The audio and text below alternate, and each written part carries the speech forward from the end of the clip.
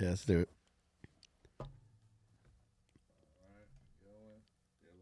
We're back, bitch. Thank you for coming back to Dad Meat Podcast. We have a very special story to speak about. Live from the city of Butterly Love. Wow. Yeah. Ooh, that's going to stick with me for a while. Before we get into that, I just want to say my condolences to Ben Lord, who lost his cat today. Oh, happy birthday in heaven to Ben Lord's cat. So we love you, Ben, and we love your cat, too. I know he or she was a good one. Yeah, it sucks. One time my wife watched a dog that she had rescued, or we had rescued, eat our cat. Oh, my God. Mm-hmm. We had another cat who I loved dearly, and he got out of the back door one time, and he didn't come back. And he'd left for like a couple weeks one time, and he came back, and I was like, he's good. If he ever gets out again, he'll come back when he's ready. And like 6 months go by and he never came back. I was like, damn, he must be having a pretty fucking good time out there. And I was imagining this like awesome like street cat life, just like fish skeletons, getting chased by like fat guys in aprons with brooms and shit. And it turned out the day that he had gotten out, he got stuck in my neighbor's fence and starved to death. Oh, my Tim. I mean, you gotta laugh about it, Mike. No, you don't. You gotta laugh about it. What else are you gonna do? Oh, my God. And the way my neighbor told me about it, it was like, he's like, hey, Timmy, there's a cat. Right before winter, a cat got stuck in my fence. I had to push it out with the handle of a shovel. It was dead. And I was like, damn, what did it look like? He was like, it was all black. I was like, fuck. What was his name? Abe. They're Abe and Mark. Say his name. Abraham Butterly. Damn, I'm sorry. I'm sorry to you and I'm sorry to Ben. Yeah, my poor guy. Tim looks like the homeless guy that stands at the parking lot entrance of Walmart. Thank you. Yo, I drove by. I almost stopped in the Wawa, my old Wawa last night on Wheat Chief Lane. And it is now so hood that I stopped in to get gas and there were no other cars getting gas. And I thought it was closed. And it turned out that there was just police tape on the side that I was on from a shooting that I think had maybe destroyed the vestibule. But no one else was getting gas, what made me think that, like, oh, okay, is this Mad Max territory where you don't even stop your car here anymore? And then I kind of wanted a chocolate milk, so I said, okay, well, when I'm done getting gas, I'll drive around to the other side door and see if that's open, because I see people inside. And I drive around, and I see, since now all the foot traffic is being funneled through this door, that it looked like an Indian street market. Like, there was, like, a van with the back doors open right in front of the door and like a little tent thing, and it was selling like shitty clothes off of a rack. Like, what kind of things would and people like say there at was that like a Indian homeless street guy market? like barking you into the van. What kind of things would people say at that Indian street market? They say, oh my gosh, would you like to buy some off-brand Nike apparel? They'd say, please, ma'am, please bring your beautiful, gigantic titties over here and purchase some of these stolen Reebok sweatpants. They'd say that kind of stuff, and that's what these guys were doing. Okay. They had set up a bazaar, basically, and I didn't even get out of my car because I was just like, no, I'm not. This is battle. This is one-on-one. But that actually, bam, back into the story I was just talking about.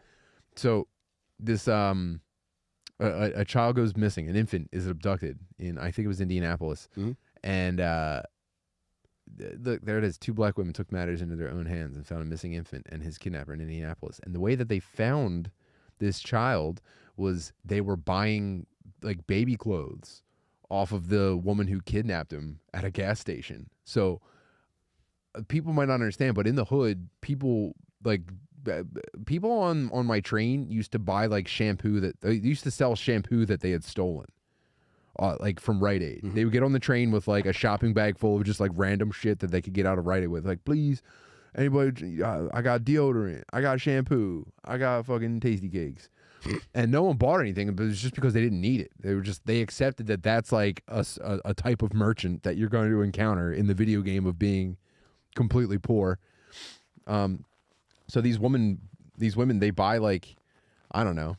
It probably says that in there. She bought toys. Okay, so they bought toys from this woman who was, I guess, standing around at a gas station. That's actually another common thing, too. When we lived on Castor Ave, there was, parking was like the biggest thing. Like, people put out chairs to save their spots.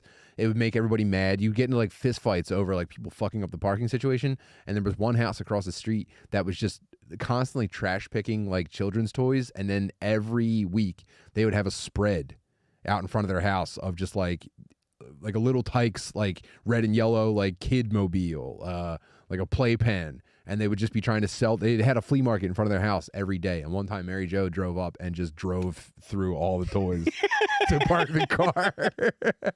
But these women said, let me get a look at them toys. Oh, There's so much in let me the see that story. Megazord real quick. I see asking if Delmar could take her to the hood to buy crack. I Yeah. see urinating in the Family Dollar parking lot. Yeah. So they buy toys from this woman, and she goes, real quick, while I got your attention, would you mind driving me to another store or something like that? And these two women, or it's one woman or two, I don't know if they were both together at the time. And it's significant kind of.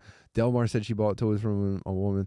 Delmar claimed that Jackson introduced herself as May and asked if she could take her to the hood to buy crack. Okay. I didn't know it was crack originally. I thought they were taking her to a dollar store. Okay, so they diverted her to the dollar store. So what happened was she starts to become suspicious, like, oh, I think this is the lady from the Amber Alert or from the news or whatever that stole this thing. And so she starts calling the cops and trying to like tip them off that she has the kidnapper in the car without alarming the kidnapper. And the cops are just like, what are you trying to tell us? And she's like, I am telling y'all that I'm on my way to the Dollar General at 14th and Washington, and you'll need to meet me there. They're like, we don't understand what you're telling. Like, so there's no communication getting through whatsoever. And They're both hairstylists. Oh, wow. I don't think we hammer it home enough that we broadcast from a haunted black nail salon. Yes, This used to be a haunted black hair salon. bro. You can Probably still, nails, if you listen closely at night, you can still hear the fucking weaves just blowing across the floor. Mm-hmm. After calling Jackson under the ruse of wanting to buy more toys, Delmar and Curry drove Jackson around. Unfortunately, they ran into issues with the IMPD as no one understood that they were trying to bring in the alleged baby snatcher. So they can't just drive her to the police station because she's going to get out and run. In a TikTok video, Delmar claimed one officer responded, well, what y'all want me to do? You think that's what he said? That's exactly how they typed it. The two hairstylists got Jackson into police custody after concocting a quote-unquote traffic stop setup with authorities. So I think one of their plans was they were going to take her to the dollar store and get her caught stealing. And I guess that didn't work out. All right, so who was pissing in the parking lot? Did they mention that earlier in the story? Possibly one of the rescuers, if I had to guess. Anyway, so the cops arrest this lady, but the infant is not with her, and she's not telling them anything. So it's just like the cops just go, "Damn, we almost found the baby." Oh, All no, right, they put up the video of the baby. back to fucking Dunkin' Donuts. Well, the baby is eventually found, and what happened was these Miss Yolandas. They realized that the kidnapper left a bus schedule in the back of the car. Mm-hmm. And so they retrace the bus route back to where the direction that she came from, and they're looking for the car that was in the Amber Alert that was like a blue Honda Accord or some shit like that. And they don't have any luck. They're driving around all night themselves. They're trying to tell the cops, like, you could be doing this, and the cops are just like, well, yeah, whatever, toots. What y'all want me to do? And so they go, man, I'm getting pretty hungry, and they decide to stop in I don't know, I think it was either a Papa John's or a Little Caesars. But like walking into Little Caesars, they see a snow-covered blue Honda Accord, and they snow off the window. There's the baby sitting in the back seat. They find her. That's it. And then there was cops not far away. They flag them down, and these cops go, wow, dude, it's a miracle we found this baby. And so these two Miss Yolandas are just going to be forgotten heroes. And we're, as far as I know, we're the biggest outlet even trying to tell their story right now. Yahoo News, I've heard of before, but I don't think anyone really goes to. So now if we had Tommy Boy, but it was two black ladies finding a kidnapped baby, The mayor's, how fucking nice would that be? the mayor's going to give him the hot Cheetos to the city.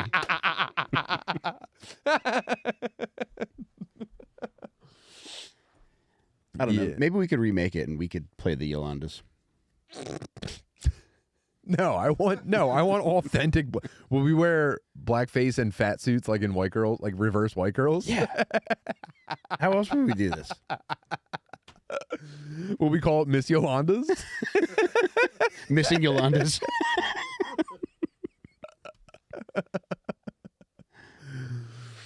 Damn. Nice.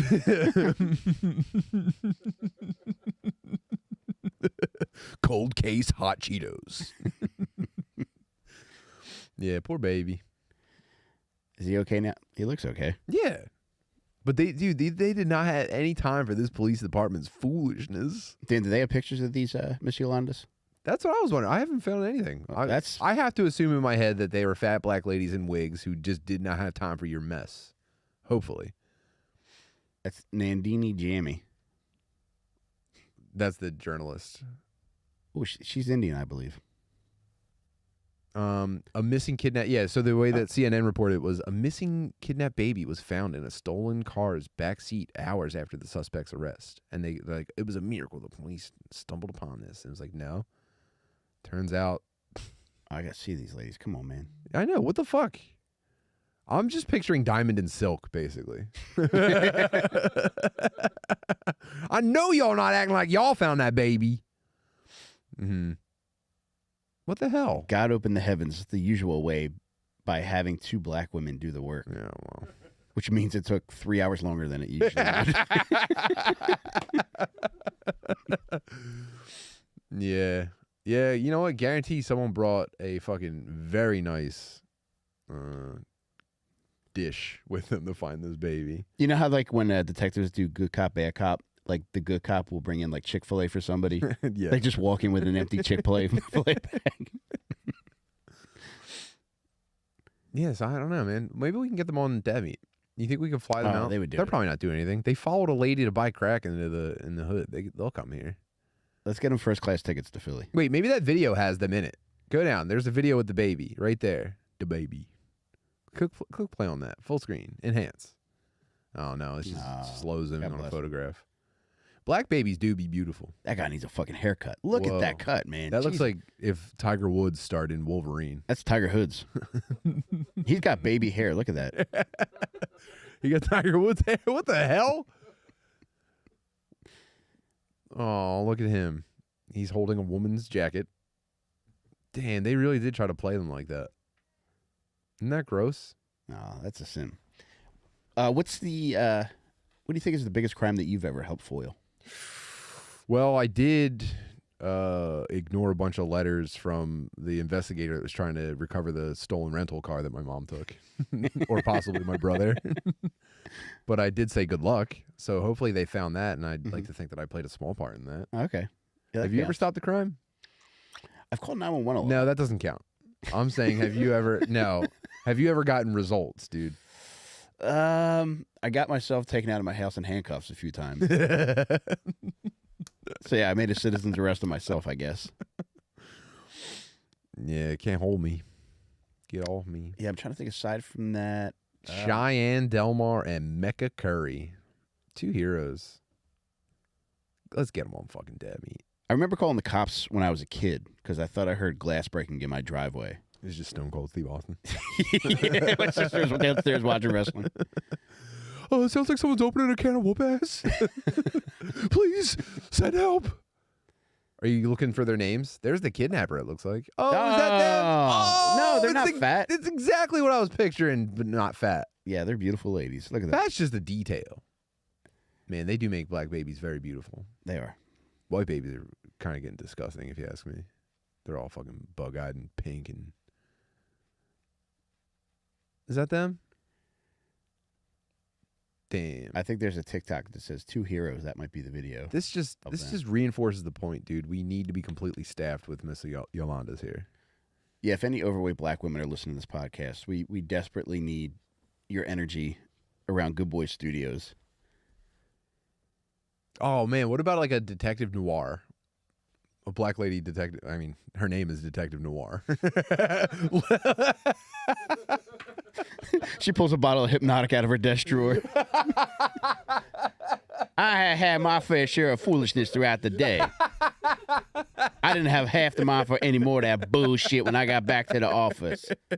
I pulled my California King Murphy waterbed out of the wall. The next thing I know, I'm getting chirped. And who the fuck is chirping me at 11:49 p.m. Pacific? And they was like, "Yo, Yolanda." And I was like, "You wasting up my minutes. Who the fuck is this?" She said, "Hey, it's Craig." I said, "Craig who?" She said, "You know Craig." I said, "I know damn well I got 15 Craigs in my damn phone. Which Craig are you?" Craig from Papa John's. Craig from Papa John's. You trying to bring me some Papa John's, Craig? Let me stop playing. What you need, Craig? You got another missing baby for me? Yeah, we got two.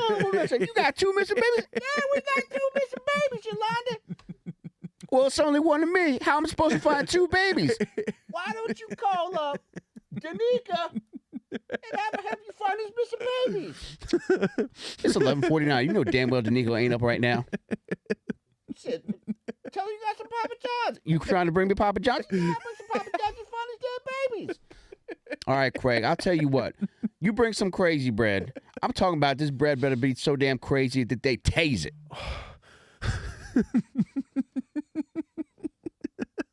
Can we watch that video that says two heroes?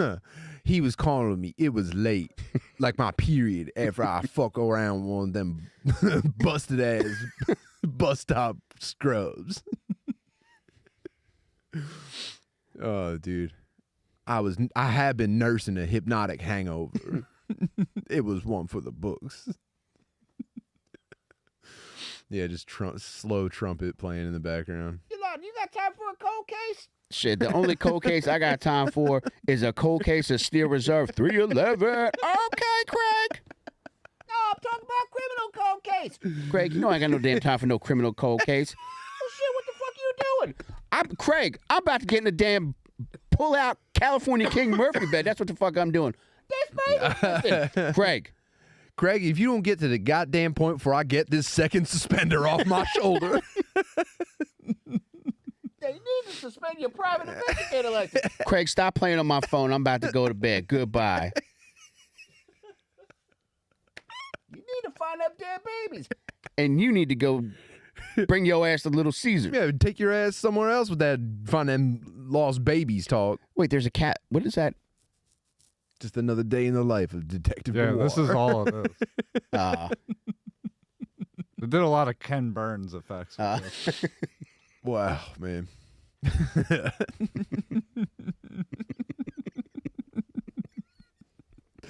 You know what would be sick, though, is if they did remake Who Framed Roger Rabbit, because that would definitely be a Black Lady detective. That would 1,000,000%. Bob LaHoskins or whatever. Wow. Yeah, okay. Mike, you took that exactly where I mean, further than I could have ever hoped. You're the best. Oh, You're the best in the buddy. business, man. I want to do more of these black mysteries. Oh, you got some black literature for Christmas, didn't you? I did. What the fuck is the name of that book? Oh, I got one of Quan Mills's books. This hoe got roaches in her crib. Didn't you say it's like 500 pages long? It's insane because I bought one before, which was the one that Big J and Soda were talking about, Pastors Eat Pussy. Mm-hmm. I got that. That one's like 120 pages, which is what you expect of a book of that nature. But I ordered This Hoe Got Roaches in Her Crib. Yeah, they're mostly pamphlets. They are. And it's like, that's what they should be. But This Hoe Got Roaches in Her Crib is like 400 pages long. Jesus Christ. Is this Black Game of Thrones? Have you started it yet? What's the gist? So it's, I believe it's about a guy that's struggling to see his kids when his baby mama can't provide for these kids at all. She's making his life difficult, so he's just trying to be an involved father, trying to provide for the kids the best way that he can. Meanwhile, this bitch isn't doing shit, but having roaches in her crib, claiming that he's not doing shit for them. Is this erotic in nature? I haven't gotten too far into it, buddy. I'll tell you when I get to it. I hope it does. It will. I hope it does turn erotic. I love black eroticism. So does Dana White. Yeah. We never got around. Was it? Who did we dare to write erotica? Do you remember that? Was it was McCusker? you guys and McKeever. Okay, yeah, we're supposed to write erotica. I can't. I have no patience for scene building and stuff like that. I would like to write some retarded erotica For retarded people or about retarded people? by a retarded guy. Yeah. Have you watched any able adults stuff yet? Able adults? Yeah, there's like a TikTok and Instagram and YouTube account for these. I think there's like a group home for like Down syndrome guys, and they go to like outings and stuff. They go bowling and shit. And I'm not aware of that. They but all wear like wrestling outfits and stuff. I did recently start following a Down syndrome lady that looks a lot like Casey Anthony. Why? I mean, what's her thing? Is it just looking like Casey Anthony, or is she doing cool She's stuff? very pretty. She's very good at gymnastics too. What platform is this on? OnlyFans? No, you can find this on Instagram. There they are. That's them. Well, the first one is the bowling alley. Oh, what are they doing there? Tearing it up. Look at my man. I was watching this on Twitch. Someone suggested this on Twitch last week, and we watched a bunch of it. And honestly, this makes me feel good. This makes me feel great, actually. I just watched All Quiet on the Western Front, and when that was over, I felt really sad. Oh. But when I watch this stuff, I go, there's good stuff out there. This is life-affirming stuff. Tim, one of my dreams that I don't think I've ever told you about is to fill an entire arena for a wrestling event with special people. I think they were already like that. I think you're bringing sand to the beach, Mike. Yeah. The guys who are constantly getting tricked by wrestling storylines, Yeah. I think qualify as special needs. Dude, I don't think Shane included this in his bit on his special about special guys, but one time he said that every dude with Down syndrome has the personality of an NFL wide receiver. That is a good one. I wonder if that plays as racist, though. I wonder if you say it backwards, it's racist. Wait, so these men that we just showed at the bowling alley, they're able adults, or is able adults a genre? I think it's an account. It might be a genre, but it might be it's like a Kleenex tissue Xerox type thing. But it's an account. I guess these guys might not. This one group home might not own it, but I've seen multiple videos. Yeah, that's the same guy. Go to that first video. That's that same guy from the first video, bowling with a wrestling belt on and John Cena wristbands. They just know how to live, man. That's got to be nuts, being retarded and having male pattern baldness. Elaborate. Because it just seems like such like a. I always associate male pattern baldness with just like a dry dick like gas station job, just like you're being crushed by your own employment. And that guy's retarded, and he's got the same thing. Yeah, that's not hair loss from stress. Because look at it. No. That motherfucker is living. That's from diving into the couch head first every time he gets to it, like a 5-year-old. Can you hear what he says in that bowling video? Not celebrate a turkey.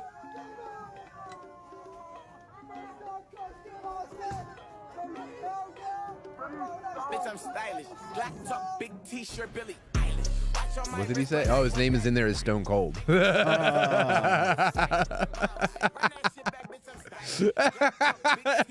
he's got the bumpers up. Yeah, that's the best, man. Yeah, these guys rule, man. We should start one of those for us. Like people taking us bowling. Are you familiar with Patreon? Yeah, they're about to take us to Shady Yeah, Maple. true. now damn. that we're in the Patreon, so what's up? When do we do the Shady Maple trip? Is February too soon? No, it's definitely not too soon. I would do it in January if you even wanted to. I guess, I don't know. I don't think anyone even needs to come. We'll just go to Shady Maple, but we'll tell you guys when we're going if you guys want to turn it into an outing. We got to do a Saturday or Sunday, I guess, for most people. And in case you've never been Unless to Shady people want Maple, to take off from work to go to Shady this Maple event will be and meet worthwhile. up with retarded strangers. I'm taking work. Why don't we do bowling afterward? There's got to be a bowling alley close by. Oh, man. Well, we'd have to, I mean, Yeah, I mean, you got to imagine it's such a hard thing to get to that. So I looked at. How much interest do we even have in attending this? We Okay. should put out a poll on Patreon for that because we Start it right now. if it's We'll do this in real time. if it's 10 or more people, you have to reserve like in advance Where? at Shady Shady Maple. Maple. Yeah, but if you just get in line one after another, they'll just seat you. Like, it's not like we're getting one table, you know? True. But I mean, I guess also if we do, But I think it makes more sense, especially if we're gonna tack on bowling. Mhm. We should get a head count. I'd like to be guided by the people on this. I'm down to do whatever the fuck anyone else wants to do. I just want to get back to that breakfast. I just need to I gotta get back to that milk as soon as possible, man. Yeah, and if you haven't been to Shady Maple yet, it is the primo buffet. Anything and everything you could possibly want, especially out of their breakfast buffet. Out of the buffet and then also out of like the griddle, man. You go to the griddle, you They'll get make whatever you want. bro. They will completely customize your omelet for you in front of you. You get omelets, you get pancakes, you get waffles. Well, you don't understand how good the food is. I know you're hearing breakfast buffet and you're going, who cares? But it's so fucking good. So yeah, let's pick a Saturday or Sunday in, I guess, February. But let's lock down the date right now. Actually, let's take action on this. Let's take bold action. Mike Trainer suggested the Monday after the Super Bowl. When's that? I think that might be the first week in February. So that might be February 5th. Oh no, the Monday. So that would be Monday, February 6th. Kenny, anything and everything you could possibly want, they have for breakfast. Okay. So we thinking February 6th then. Ben, if you could elaborate on what Chuckarama is, I would love to know. Sounds like a bowling thing. Super Bowl's on February 12th. So we're talking right now, we're talking about Monday, February 13th, which is good because the 6th is my anniversary. That would have been a mistake. Bring your wife. Oh, she'll come. Mary Jo will definitely come. I might have to bring the kids. They'll have school that day. All right. Let's say Monday, February 13th, and to be totally safe, let's say 7:30 a.m. Ooh, baby. Is that outlandish? I think that's perfect. So what's the date and time? I'm gonna put it in the We're poll. saying we're workshopping right now, Monday, February 13th at 7:30 a.m.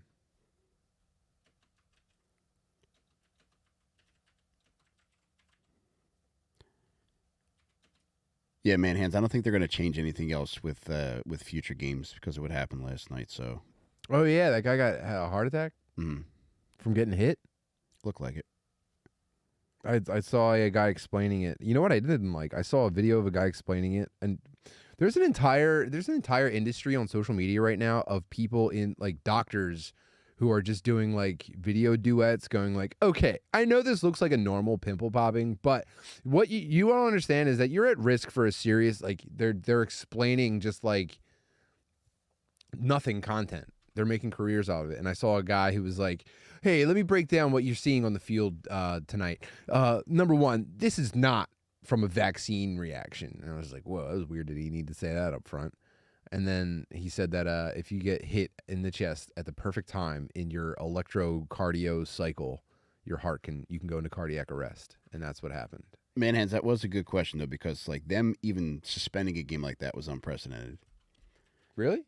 I don't remember a football game where they've ever done that. I know there was all right, so there was a hockey game in '89 where a guy named Clint Malarchuk played for the Sabres, and somebody skated over his throat. Yeah, and he bled out on the ice. Yeah, and they toyed with the idea of not even restarting the game until they knew he was in stable condition. Did this guy live? He's in critical condition right now.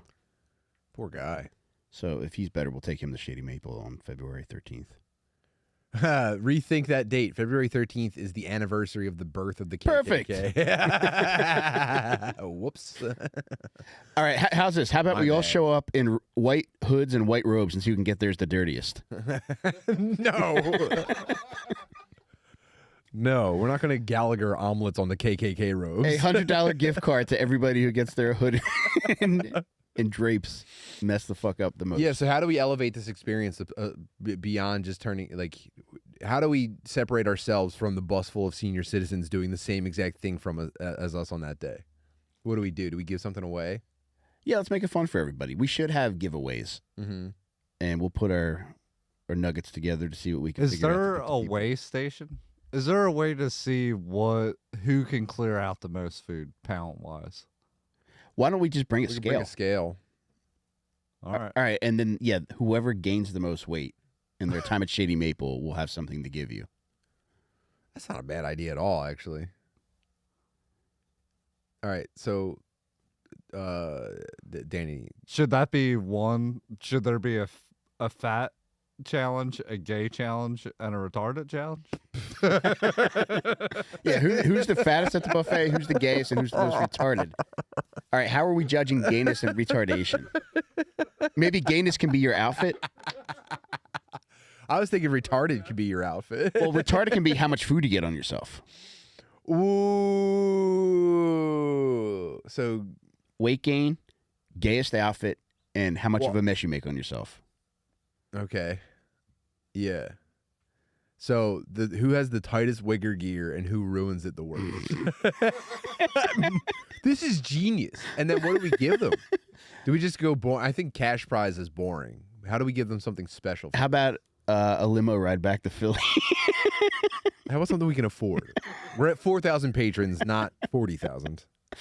All right, let's work on that. But I think we have the we'll set the basics. prizes We got the up. framework established, and we'll go So from there. who can pack on the most weight in one trip to Shady Maple? Who's going to have the flyest gear, and who's going to get their gear the dirtiest? I mean, one guy. You think about it. Mike Trainer could sweep. I was like, he might be a Triple Crown winner. Dude, Mike Trainer could be. I mean, He stole Skankfest.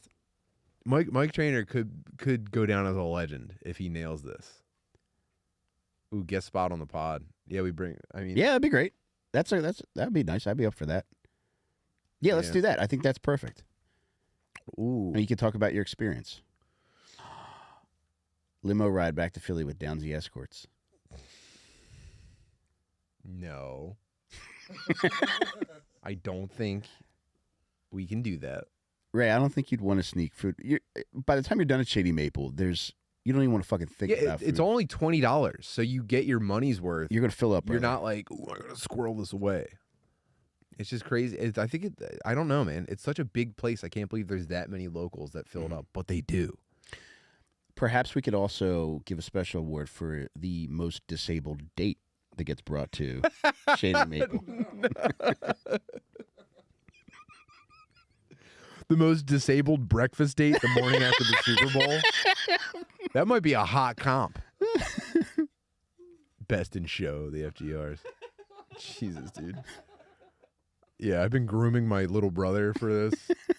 I've only been showing him podcasts.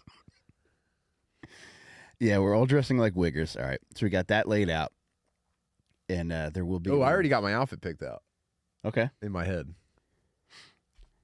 I'm gonna eat lead weights in the bathroom. Hey, you'll get fattest and most retarded. Was it you that told me that they took away the couches? I don't think I saw any comfy couches last time I was there, which was last week, by the way. And that's a great idea. Let's think of an award to give away for the person who destroys the Shady Maple bathroom. So maybe you take a picture of whatever you leave, and we can all vote on it. Detroit style. Yeah, that's really tough, man. Ray, I don't think you could rent mobility scooters there, but boy, are they brought. Yeah. So all right, I like Monday, February 13th. I don't attach any significance to that date. I don't even remember if anybody said anything. It didn't really stick in my brain. And Oh, this is Yeah, going to be man. terrific. and if it's just us there, that's Mhm. fine too. I like that as Yep. a nice day. So that's our plan. I mean, this is going to be fun. But, guys, please, 5,000 patrons by March. Please. Medieval times. Even if it's just 1 month. Medieval times, and we'll reach out ahead of time and see if I can get knocked off a horse or something. All right, let's make that call to action next week on the free episode, Yeah, true. and we'll make that happen. Well, let's show them something. Let's show them the Shady Maple trip first. Let's present everything and say this is just the beginning. Yeah, we're gonna have a blast, baby. And then it'll all culminate with 10,000 patrons, and we're gonna do a vision quest in the desert. Yeah. Oh God, I haven't been to Shady Maple in like 3 fucking years, man. Really? I thought you were Yeah. just there. No, I went with Chip What the hell? about 3 years ago. I've never been. What the fuck? Not once. I've been there twice in the past 30 days. Baller. It's $20. The I know. only Yeah, I know. barrier for going to Shady Maple more is that it takes 90 minutes to get there from Philly, and if you get there after 8 a.m., you're fucked. Mm-hmm. You're sitting in line with actual retarded people. Actually, as retarded as we'll all pretend to be, the locals around there are all lead-poisoned mongoloids. They're all like disfigured freaks. Mm-hmm. Just bothering. Lead Poison Mongoloids is actually a Dave Matthews cover band. But we'll have a good time. We'll have a really good time. God, I can't wait for this. I really think breakfast is the meal that I could put away the most. No, pizza, whatever meal pizza is for. True. That's what And I matzo sticks I could put away a lot of. But sausage I won't stop. Pancakes I won't stop. French toast I won't stop either. I think I got a good chance of winning the fattest. Yeah. Yeah. This a Is real there proximity moment. is there any crossover? Like, is it a hard out from breakfast to lunch? Like, is there any don't know. food crossover? Like, do they have similar dishes for both? Yeah, like, will they start like bringing out mac and cheese at like 10:30? Possibly, question. but I promise you'll be full by the time that happens. I think it'd be very difficult to span the meals there. It's, Do they give you a time limit? you know, I think they probably tell you one, but I don't know how strictly they enforce it. Brian Woods, I would bring a knife just to be safe. Yeah, you don't want to be the one guy at the breakfast buffet without a knife. Damn, this is going to be sick. All right, we need to have a group prayer before we all eat as well. Yeah, How much do you think a bus would be? I don't know. We should look into it, affordable. though. If Catholic schools are taking us on trips and buses, That's go what for I'm it. thinking. Maybe we could have a molesty priest on the bus. I know just the guy that would do it. Uncle Beeve. Oh, that's a great idea. A morning party bus out to Shady Maple. Ooh, baby. Hell yeah. We could just do a yellow bus, actually. We could rent a yellow bus and take that out there. Tim Heath Everett said, bring a knife. I hear that place is shady. Ooh. Put him in timeout, please. A short bus. Yeah, that'd be great. Private buses are expensive? No. You can rent a yellow bus pretty cheap in Philly. Let me see. This is great. I'm liking this little brainstorm. Yeah, we're really cooking here. Philadelphia yellow bus. No, that's nuts. Yellow All right, bus. Rent Brian out. said a 40-person bus with a bathroom is around $1,500 for the whole day. That's not bad at all.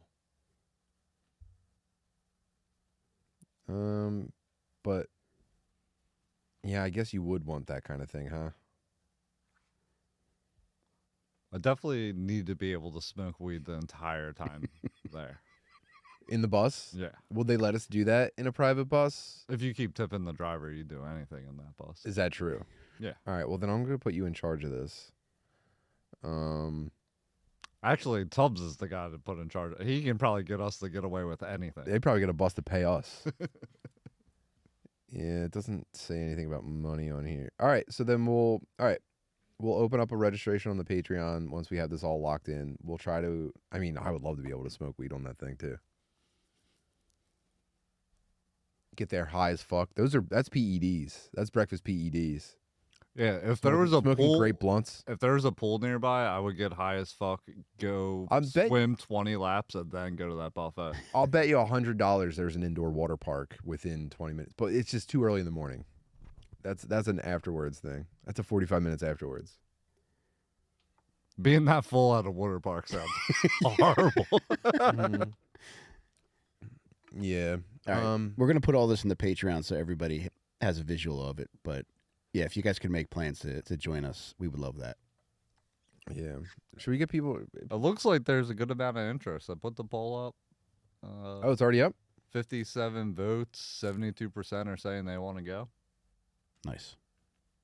Dang. Oh, So, man, yeah, I can't wait to do this. We should put up like a spreadsheet. Damn. Spreadsheet and just have like a registered guest list. Why would you? Who's saying no? What the hell? That's pretty weird. Probably people that have been molested. Yeah, true. Or people that live nowhere near the area. Yeah. Oh, you know what? They're saying hell nah because they're like, what about me? So we got to do something special for our friends on the internet as well. We could travel the country doing buffets.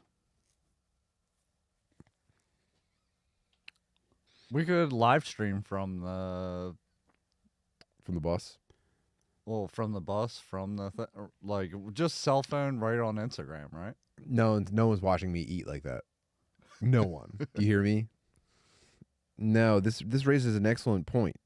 We have people that are nowhere near this that would love to go. And so we need to think about them as well. There's people talking about driving 10 hours. What the hell? Tim, is it in Lancaster or is it near Lancaster? It's just about outside of it. Okay. All right, Brick suggests a creamer drinking contest on the bus. I think that would be very fun. Yeah, so I guess we could meet up in Philly. Damn, this is going to be nice. And we also got to do something for the person that has to travel the farthest distance. This is all hard. We need a woman working here because a woman's brain would be rifling through this. It would be like just tennis returns. Yeah, they would already have forms ready and shit. Yeah. This is where we're fucking up. Rob, you should trans. Rob, I want you to rock, paper, scissors, Danny, right now. One of you is going to become a woman before the end of the day. I got the hair. You are a brave voice. Pike, that would be incredible. What did Pike say? 350 round trip, Florida to Philly, 2 days after my birthday. I might try this. Yeah. I guess. Oh, this will be so fucking cool. Mario, what kind of buffets they got in Texas? Probably human. Probably like fucked up gas station family in an old farmhouse cooking up human buffet, if I had to guess. And we do need to get back to Texas, and we do need to hit the road. And I didn't mention this in the free app. We don't have a link for tickets yet, but we're doing Stoner Dads live from Magoobies on 420. Oh, hell yeah. And we're doing one show, but guess what? They don't have tickets up for this yet either. They got John Lovitz the same day. We might be able to bump John Lovitz and do two. That would be incredible, dude. Wouldn't that be a great guy to bump? No better person. I mean, short list if there is anyone better than that. But remember when he kicked us all out of the green room for the Dirty Dozen? Yeah, a little backstory. We had a show at Helium about 7 years ago. We did a midnight show, and all of us nobodies were just waiting to go into the green room so we can just fucking chill out for our show. But John Lovitz refused to leave the green room after his show, which was at like 10 o'clock, and he was just sitting back there by himself with his little fucking dog. So he had a keyboard back there that he gave the staff at Helium instructions for nobody to even Nobody touch my think about keyboard. fucking touching it. And then finally, when this fucking dildo left the green room, we went back there and I rubbed my little ass light switch all over every fucking key on that keyboard. So I hope you get to do that again to I'm gonna dear play old Mr. chopsticks Lovitz. on his keyboard with my meat. I still love him though; he's terrific. But he was being a little bit of a faggit that night. Yeah, so I'm excited for that. I mean, speaking of smoking weed, that's what we're gonna do.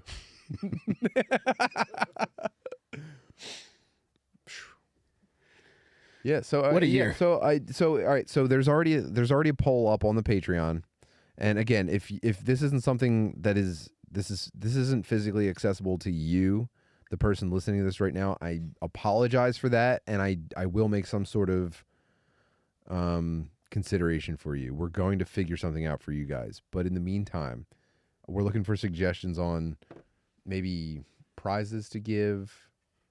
We have all kinds of activities that we could do that we have already mentioned. We'll do a bus from Philly, and I mean, how is this legitimately the sickest shit, or is my brain whack. This is retard heaven, and I can't fucking wait to do it. Rocco, I love you, buddy. Nice. Man, this is gonna be so much fucking fun. We got to plan some travel this year too. Yeah. You mean just for shows or just for different shows. shit? And different shit, but for shows too. Yeah, more than anything, I want to visit the West Coast and Texas because we didn't get to do that last time. But then I want to hit all the places we hit last time too. Yeah. Fell in love with Detroit. Fell in love with Cleveland. You know what? If I'm being honest, dude, I'm not in love with like the format of traveling to do stand-up comedy for people. Like, I'd rather like almost like throw some kind of party and just record our podcast at it. Dude, one thing I'm just not falling in love with like the structure of going around doing stand-up comedy. I hear you. As much as I enjoy doing that shit, I'll get on stage and be funny for this. crowds for hours at a time. I just don't like the feeling of like, here's what I'm working on right now. Yeah. I would love to have like a setup where we travel around and we just have like fucking barbecues and shit and just do fun shit outside in the fucking woods or wherever, but we're just doing it at different cities where people that like us might want us to come. I think in the same way that are there any podcasts that travel? Does Kill Tony travel? I don't know. Yeah. They travel. I think it could be the same thing. Like our traveling show could just be we organize like very fun times, and that's where our podcast is. I would love to do that. If I'm going pie in the sky, maybe that's not something that's even in the cards this year. Maybe it's like a logistical nightmare. Maybe we aren't enough of a draw yet, but that's where I see it going. I want any reason to be locked in a tour bus with you boys. Yeah, I would love to part one up. If we hit like a 3-week tour bus, as many places as you guys could hit. Yeah. All kinds of, shitty venues, good venues, just whatever you could hit. Maybe we do that in the fall when the kids go back to school. I would love to do that. Or no, maybe we do it in the summer. I don't know. I don't know what time of year would be best to do it. But that being said, I do want to go to the Pacific Northwest. That would be a ton of fun. yeah. Baby. Yeah, a lot of like people from Washington, Portland area. Ibash Daily says, reach out to Robbie Bernstein at Gas. He's done something similar. Robbie's the man. Yeah, I would like to talk to him. Yeah, I think people would like that. But yeah, just go and have fun, like a fun fucking day, rather than just being herded into a fucking comedy club. Everywhere we go, anytime, that's all I'm doing. Mhm. I'm probably walking for 8 hours waiting for the show, and then I get nervous for the show, and then I go, oh, cool. It just feels like I'm in another comedy club. Mhm. And then I'm just waiting until it's over, and then I fucking smoke weed with 20 retarded guys, and that's probably the highlight of the night every single time. Every comedy trip, I'm just waiting to smoke weed with 20 retarded guys. Yeah, Rabble Rouser, that's it. The Dad Meat Backyard Barbecue Wrestling Traveling Show. That's it. Yeah, well, we could scoop up a couple of our boys. Why? You think Shaner wouldn't want to come with us, Oh, God, yeah. right? Well, he's the person that I had in mind, like, when we were going to go out and... I mean, I'm sure we're still going to go out and do regular stand-up shows, but... Yeah, Shaner was going to we join absolutely us have to for these shows. Man, how's it feel? Is this... Oh, that would be terrific. Rich Franca says, I have a hookup for Yosemite and Sequoia Parks if you come to Cali. Yes. That's ideal. That's exactly what we're talking about. Yep. Is it sick to... I mean, I know we're supposed to be creating content right now, but I'm kind of just like spitballing I like the live this. chat. I like this. Is this sick for the live chat? I'm sorry if you're listening to this later and it's not fulfilling. But if you are listening to this later, pop off in the Patreon. We're actively looking for ideas for this year. Yeah, like we're trying to do shit for like I could sit in front of a computer and just be retarded. Mhm. We need to know what you guys would enjoy. We're trying to tailor an experience to the people who are generous enough to send us $1 a month. Last year, Danny Del Calo, Jake, and I went to Spawn Ranch, which is where the Manson family used to live. And one of the things I want to do for that is go back there, but just have a picnic at Spawn Ranch. Can you do that? Can you rent it out like a Sky Zone? No. No. But we're gonna. That sounds terrifying. Yeah, dude, it's the coolest fucking place. Is man. it uninhabited? There's a lot of weirdos lurking around. In what capacity? You hear them. We didn't we see didn't anybody. see them, but We we, heard them. did very actively hear them. What were they doing? No clue. What? Dude, when we showed up, we heard girls' voices. Like in the distance. They were laughing. We're like, okay, we're going to encounter some ladies while we're here. But Nice. we walked all over the place and we didn't see anybody. And there's not They were hiding from you. Yeah. they had to we would have seen them because there isn't a ton of like brush or anything. Like it's pretty wide open. Like you would see if other Yeah. people were even a half mile away. But they were close enough to hear. It was very strange. No, that sounds like a nightmare. That doesn't sound like something you'd be brave enough to do. How- Oh, brother, I was brave there. You should've enjoyed seen it? Me. You should have seen me. You were a big boy? I was, yeah. I got scared at He at was Sharon brave Tate's house. there, but not at Sharon Tate's house. I was very spooked there. Why? Evil presence? Well, it was a combination of that, and also like I was terrified that if we left the van, it would get stolen. Or no, not stolen, but towed, Oh. So which you're- was probably not a realistic you had worry. municipal fears? Yes. We could also what a see, like, Yes. the van. We were filming like 6 feet from it, so Mhm. if a tow truck came, we could just. Yeah. Mike's like a rescue dog. You don't know what's going to set him off. You don't know what's going to make him chew off a toddler's face.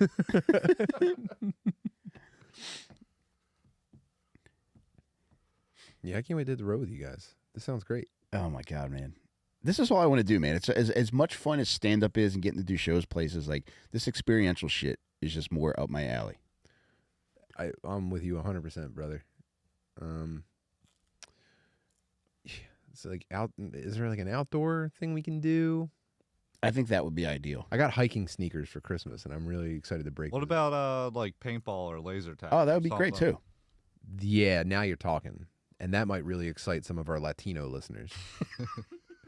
If I know anything about those guys, they love paintball and laser tag. And they do not need any more excitability. They bring their own laser vests.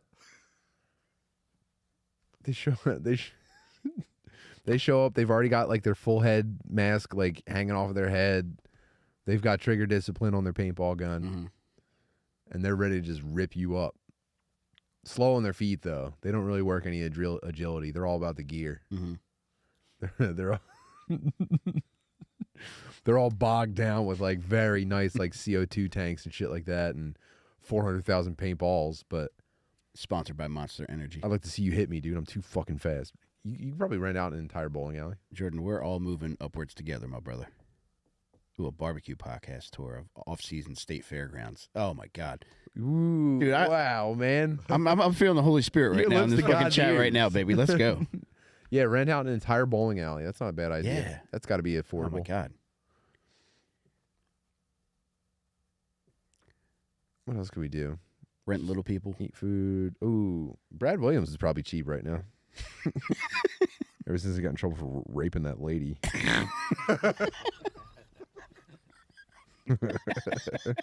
Ever since he went on that podcast and said I raped a lady, and everyone got mad at him. He's probably pretty affordable. I'll probably toss him around. I think bowling alley seems to be a very affordable option. I mean, everyone's just gonna be dressed like able adults. It's gonna be indistinguishable. All right, so for the bowling alley thing, we should all show up retarded. Everybody has a fucking WWE belt on. Mm-hmm. Extra, we'll have to give you something if you bring a handler. Yeah. So Man, there's so many different ways we can go with I'm gonna look up bowling alleys near Shady Maple right now. Oh, someone brought up Asheville, and I am planning to film something there. Oh, our buddies Jason and John from Trashcast live there. Don't dox them, dude. Those guys have very secretive lives. Well, that's why it's called the Trashcast because they're from Trashville. I never put that together. I heard it's a cool place though. Let's see, Dutch Lanes. And Yeah, all of these seem affordable. let's go there. Let's go there from Shady Maple. All right, that's 23 minutes from Shady Maple. And it's back in our direction. Nope, it's further. Yeah. We'll make a day of it. Oh, for sure. God damn, what a time to be alive. Oh, man. What did you let's make fun of some stuff. What did you get anything really great for Christmas?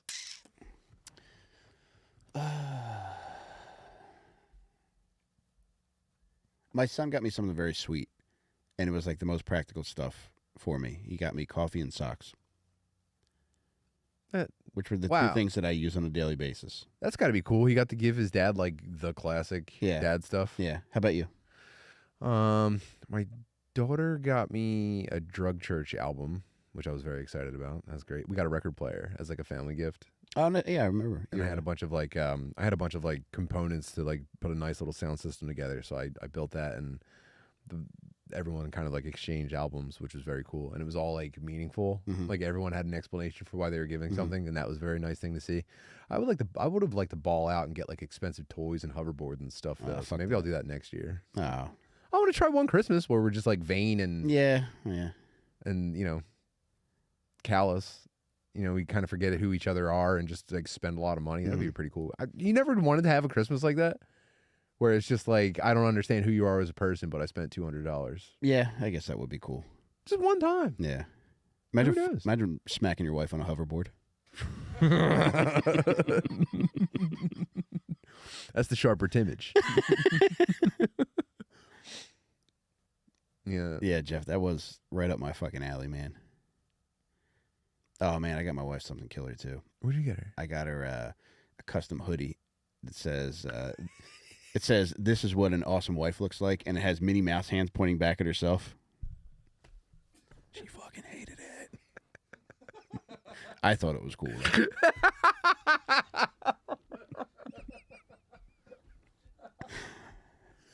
Why'd you have to get that customized? Didn't they? Isn't that something that they make a lot of? Well, to me, it's custom in the sense that I had to tell the man to put it on the shirt. You got a boardwalk hoodie for your wife. She hated it. She was very polite about it, but now she just leaves it on the bottom of the bed for the cat to lay on.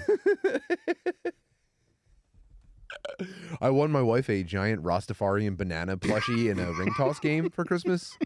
I thought it was great. I said, you love fruit and smoking weed?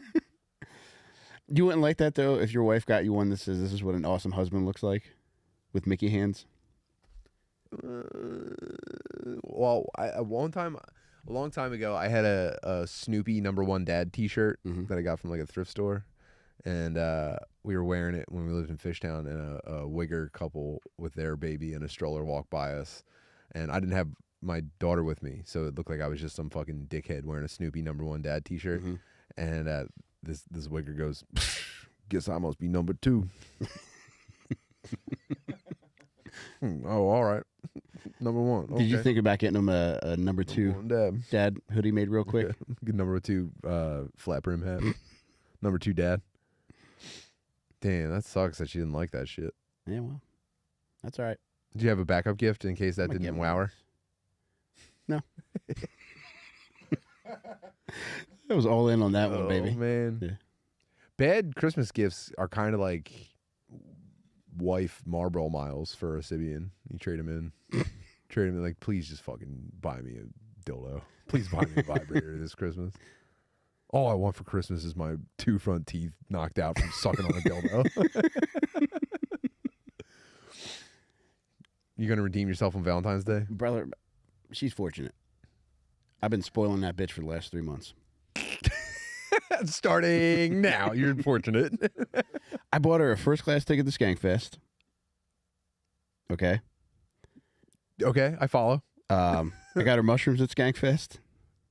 Okay. Did she do them? Yeah. She have fun? Yeah, she had a blast. Okay. Did you pay for those, or did a guy come up and shove those into your hand? A lady was very kind enough. Okay, so another guy got you mushrooms at Skankfest. Got your wife mushrooms. I've taken her to 2 Eagles games. Okay. She probably hates that, but She loved it. she doesn't understand football. I took her to the Capitol Grill Friday. That's like when people bring dogs to brunch and they're just like, why am I chained to a table? This sucks. Brother. That's taking a lady to sports games. This is like taking a dog to brunch. I don't know, man. You don't know this bitch. Okay. You let her meet Nate Diaz. I did. Okay. I actually, we had wrapped it up for the night. And I know she loves Nate Diaz, and she was in the shower. And I said, you're going to want to put your clothes back on. She's like, why? And I showed her the phone that Nate was at Skankfest. So that was very nice of me to do that. I agree. Okay.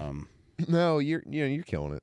Yeah. You're killing it. So she's very fortunate, but also I want to show her how much I appreciate her. Yeah. Dude, I almost went down with the ship trying to build a fucking dick sucking factory in my backyard. I mean, We're cut from the same cloth, brother. We're both killing it out there. Oh man, why'd you bring up Ken Block? He died. Did you hear about Ken Block? Do you know who Ken Block is? Someone had brought it up. I had to make sure it Oh, was true. man. I love Ken Block. He got That crushed sucks. by his snowmobile. Wait, didn't that happen to Jeremy Renner too? Jeremy Renner got run over by a snowplow. Oh, Christ. He got his leg mangled. But Jeremy Renner might be facing a soft cancellation as well. Oh, no. He might have been rude to a girlfriend. What? Yeah, I think he was mean. Oh no. Yep. So Jeremy Renner's probably in the hospital like, please, man, just let this infection fucking kill me, man. I don't fucking want to be alive anymore. Rich, I felt like a total fucking dickhead bothering Nate Diaz for a picture. Yeah, I didn't do it. Or I wanted to. And I told Jake Shields I was a fan when I met him, and I felt like a fucking homo. Yeah, I said hello to him too. But they were all very nice, so. Yeah. As awkward as it feels, it's like, you gotta. It feels good when people want to take pictures with you. Dude, I did the very awkward, like, hey, remember when you were fighting and I thought it was cool? Like, total It's hard fucking not to. dildo. Yeah. Yeah. I think fighting is so cool, so that's like the guys I get fucked up to meet. Mhm. Yeah, it was cool seeing them all there. I didn't run into anybody. I didn't see anybody. I didn't see any cool fighters aside from Jake Shields. And then I think he was supposed to help me in the Pinata fight. Mhm. He was supposed to be one of the defenders. Mhm. And he blew out his ACL training that morning. Oh no. Yeah. So I just felt like a fat pussy who doesn't really do anything. Yeah. And Jake Shields was just standing there in a cane. Didn't remember meeting me the night before. And he also has CTE stare. Yeah. Which is pretty fucked up to see up close. Meeting like UFC fighters a lot of times does feel like meeting the porn stars, where you're just like, damn, your career's way more fucked up than. Yeah, you hit him with a Good Morning Beautiful too. Oh, dude, I did this too. This is very dorky, but I did it anyway. So when I saw that Nate was there, I packed my Represent T-shirt and I put it on real quick. I was already in my PJs. I put my Represent T-shirt on because I knew that's what him and his crew would be wearing. So I went there, and one of the guys actually acknowledged it. Try to sneak into the crew. Yeah, dude, I did on the way out when everybody was walking out. Like I blended in with them, and I did the slow walk with them, Whoa, how'd that feel? like a total fucking dildo. No, you didn't feel like you were like charging up their energy or anything? A little bit, but I had a lot of fun. That's all that matters, baby. Yeah, I think the wives enjoy. I Yeah, think the but- wives are enjoying this as well. Yeah, I they think are. if my wife didn't enjoy this, I would quit that day. Yeah, If my wife thought that this was like not fun, or if it was like a real drag for her, I'd be out. I'd Mhm. be out that day. Yeah. For sure. my wife's getting some haters from ladies that she knows because So she must be nice. she hasn't had to work as much because things are nice, and it's nice to like be able to like for her to gradually be able to cut back her work schedule. Yeah. And so she's been taking off more and more. We've just been doing more shit together. And she did get hit with a must be nice last week from somebody who she viewed as a close friend. How much can you tell us about this? I can tell you a lot. So it was a lady she worked with. Please. And I think it was when she told her she was going to the Eagles game. And the girl said, well, it must be nice, to be able to take off so much and do shit you want to do. She was like, yeah, actually, bitch, it is. It's actually pretty nice. Yeah. Wow. Yeah. Can you imagine just like getting old in a waitress job though? Oh, it's hell. Can you imagine? Like, because no one thinks they're going to get old at their job. Yeah. I can't believe I'm almost 40. Dude, when I was fucking partying hard, my boy Tom, who's the dad of my boy, so he's kind of like, a father figure too. But he was driving home a waitress from where my wife works, and this lady was like 70 and physically fucked up, and she dropped a bag of drugs in the car. What kind? Everything. It was anything. It was pills. It was bags of stuff. It was just so much different things. And as fucked up as I was, I just felt so bad for this woman having to work at this age. Yeah. And not able to find her fucking drugs on the floor of this fucking car. Oof. But yeah, long story short, one of my goals this year is to make it so that my wife doesn't have to work anymore. Dude, I still think about that realization hit me kind of early, with like just seeing the infinite hallway of just like every work day for the rest of my life. That hit me very early.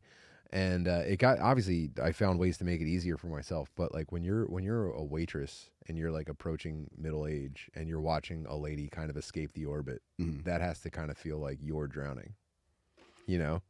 like watching Jamie go to the Eagles game and you're just like, oh no, I'm assuming this woman might be single. Well, they're either single or in very fucked up relationships lose just their to be boyfriend. with somebody. Dude, and you're just thinking like, damn, I'm barely making rent on a soggy apartment, and it smells like my boyfriend's dog who's mean to me. Why can't I go to the Eagles game? Bitch, you going to the Beagles game. Every day of your life is the Beagles game. Man, I how many miles have I put in walking on the side of the highway with my boyfriend who's carrying a plastic bag? Yeah. I want to go to the Eagles game. That's gotta suck, man. Yeah. Listen, I get it, but it's like, I don't know, fucking level up, bitch. Yeah. Figure it out. Oh, absolutely. Bro, I mean, dude, I'm supposed to be on heroin. Yeah, for real.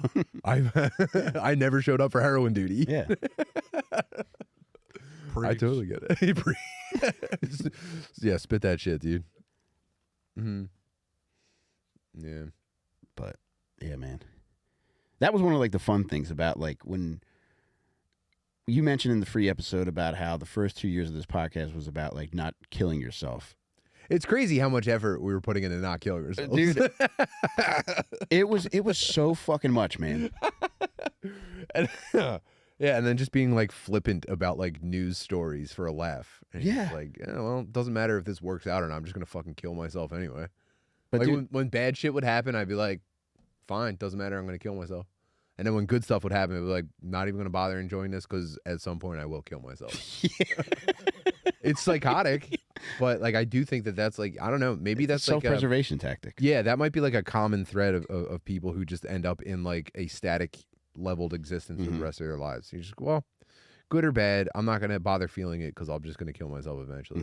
And then so instead of being like this depressed freak, you're just kind of like a gray nothing. You know, the lows don't really get you down and the highs do nothing for you.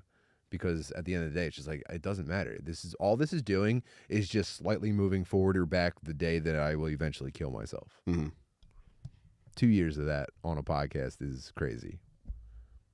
But at least that you can't go back and listen to it, right? That stuff's all gone dude. forever. When we first started doing Dad Meet, I would listen to every episode that we just recorded on the ride home from recording it. As soon as we were done and as soon as I got in the car, I would just hit play on the episode that we just recorded. Okay. Because I was so happy to be doing that. And I just, right off the bat, like I think our first episode, we got like, I saw that we had like 300 downloads. And I was like, oh my God. Because like when the only other podcast I had done was Rainy Sundays. And even then it was like, I asked once. I was always afraid to ask because I figured it was going out to nobody.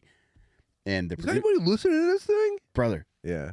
the producer, Chris, I was like, Chris, tell me how many people listen. He's like, we had 42 live listeners. And I was like, oh my fucking God. Wow. Yeah. So being able to find out like right off the bat with Dad Meet, it was just like, it was over close to 8 times what Rainy Sundays was. It's like, dude, this is living. Yeah. And it really is. It's like, even if you have 300 people listening to anything, it's a big fucking deal.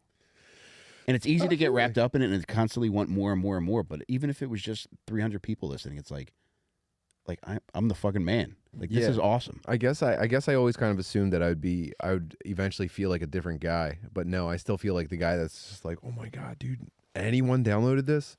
Like how many people have we watched? Like the reason I never like started a podcast, like I fuck around and make fun of podcasting all the time, but it's only just because like if I'm capable of doing this, it must be terrible. But I enjoy it so much, and everyone I've met from it has been so cool. But I guess I am still the same dude that's just like completely flummoxed that anyone is tuning in, you know? And I guess if that ever goes away, I think when that goes away, that's when you become unbearable, and that's when you get the fighter and the kid treatment. The second that you're just like, turns out I am the man, it's like, actually, it turns out there's an infinite number of people ready to just watch everything you do for the rest of your life and call you fucking retarded and gay. Wow.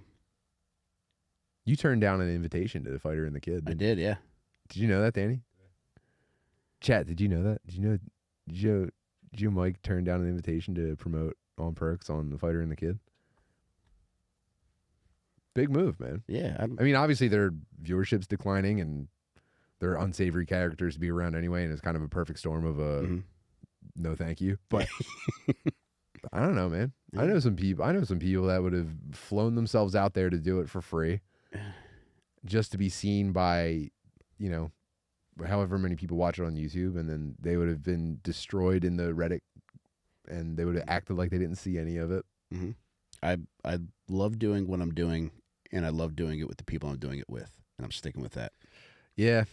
And I can't pretend to enjoy shit, and just because it might provide like a momentary, you know, bump in something I'm doing. A metric. It Yeah. might bump a metric that truly has no bearing on the Right. rest of your life. Yeah. Yeah. I can't pretend to be around people I don't like being around, or don't think I would enjoy being around. Especially when they're probably rapists. Dude, well, you know what's been really fucking me up lately is, so I haven't really paid attention to much of it. Like, I know that LA shit is not for me. I don't think Yeah. it's funny. Mm-hmm.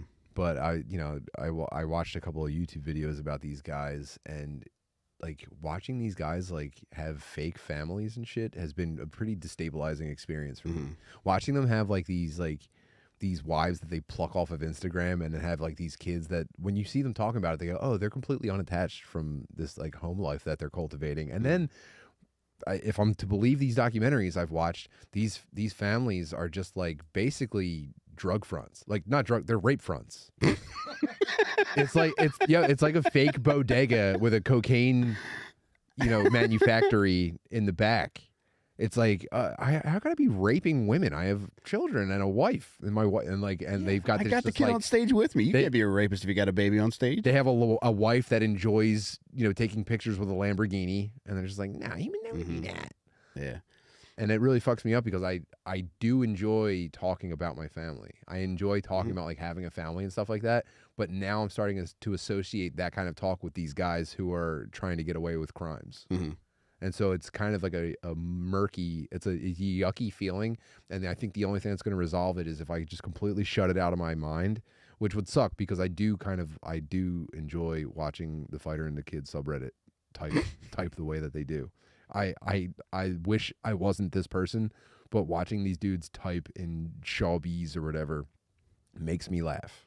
I hate it. I hate it about myself, but I think it's so fucking funny. So the only thing that's going to change is either I completely cut that out or these guys all stop. Mm-hmm. And I guess I'm going to have to be the bigger man and just stop laughing at them.